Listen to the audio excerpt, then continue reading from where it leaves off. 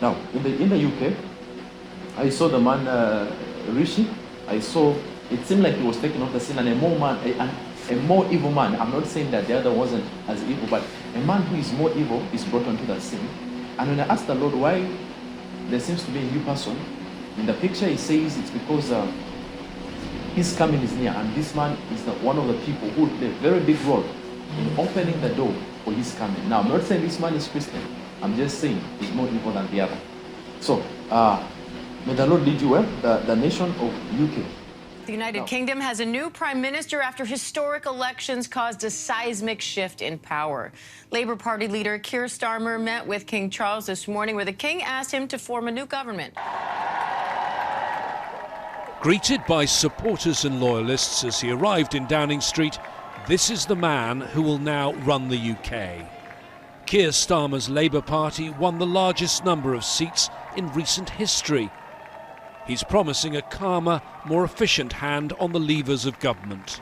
Diane, it's a huge moment, I think. The first thing to say is Labour doesn't often win elections in this country. I think this is the second time in the last 50 years that Labour have taken government from the Conservatives, only our 7th Labour Prime Minister. So a big moment in Britain, but I don't think there's massive enthusiasm necessarily for the Labour Party. This isn't like in 1997, where people really wanted to vote for Tony Blair. Their vote share has remained broadly the same. The big story here is how the Conservative Party has basically been absolutely demolished.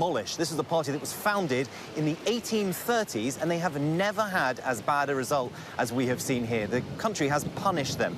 Really senior political figures have lost their seats in Parliament, including Liz Truss. She is a former Prime Minister, and people are angry at the way Brexit was handled, angry at Boris Johnson's Downing Street COVID parties. They're angry that the cost of living has spiralled and that public services seem to be on their knees. So you have a government unburdened by doctrine, guided only by the determination to serve your interest, to defy, quietly, those who have written our country off.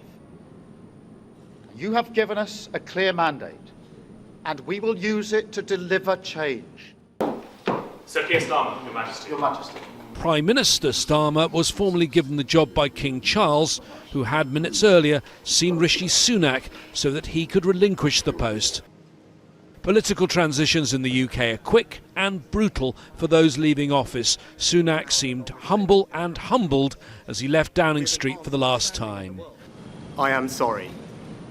I have given this job my all, but you have sent a clear signal that the government of the United Kingdom must change, and yours is the only judgment that matters.